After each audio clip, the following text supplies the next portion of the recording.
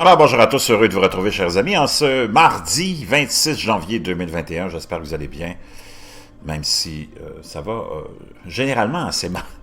Imaginez-vous que le Washington Post nous raconte l'histoire de gens qui sont prêts à payer 55 millions de dollars chacun pour se rendre à la station spatiale. Ça a été publié il y a quelques heures, à peine 3 heures, sur MSN Nouvelles, qui nous rapportait cette nouvelle du Washington Post. Deux sont grands-pères, l'autre a 3 jeunes enfants.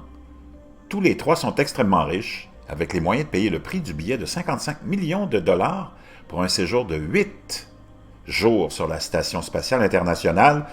Ils sont le premier équipage de vol spatial potentiel composé entièrement de citoyens privés dans une mission à la fameuse Station spatiale. On peut les voir ici, de gauche à droite, les membres de l'équipage d'Axiom, Ethan Stibble, Michael Lopez Alegria, Mark Patty et Larry Connor. Au début de l'année prochaine, si tout se passe comme prévu, le trio, associé directeur du groupe Connor, une société d'investissement immobilier basée dans l'Ohio, et l'autre, Mark Patty, chef de la direction de Maverick Corp, une société d'investissement canadienne, et Hayton Stibbe, ou Stibe, un homme d'affaires et ancien pilote de chasse de l'armée de l'air israélienne, décolleront du centre spatial Kennedy à bord d'un vaisseau spatial SpaceX Dragon pour ce qui est prévu pour un séjour de 8 jours sur la Station spatiale internationale. Ils seront accompagnés de Michael Lopez Alegria, un ancien astronaute de la NASA qui s'est rendu dans l'espace à 4 reprises et est maintenant vice-président d'Axiom Space, la société basée à Houston, qui coordonne leur voyage dans l'espace. Lopez Alegria supervise leur formation et sera le commandant de la mission, imaginez-vous. S'il se déroule comme prévu, le vol marquerait un tournant décisif dans le vol spatial humain, un moment qui, selon Axiom, qui a annoncé mardi l'identité des 3 passagers payants, rendra finalement l'espace plus accessible. Oui, 55 millions par personne, vraiment accessible. Et érodera encore davantage le monopole des gouvernements.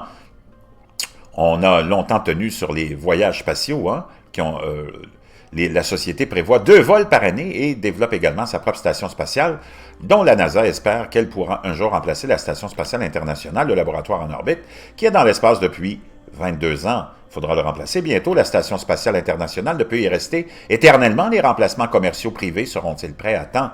Ce n'est que le premier de plusieurs équipages d'Axiom Space dont les missions privées vers la Station spatiale internationale inaugureront véritablement un avenir vaste pour les humains dans l'espace et feront une différence significative dans le monde à leur retour.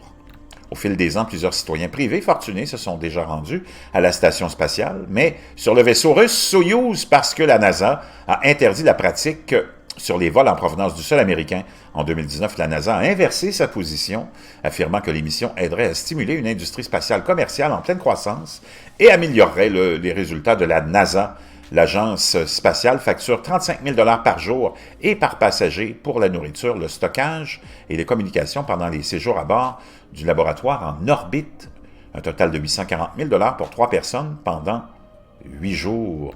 Mais il ne viendra avec aucun point Hilton ou Marriott, a déclaré Jeff DeWitt, ancien directeur financier de la NASA, lors de l'annonce en 2019 du changement de politique.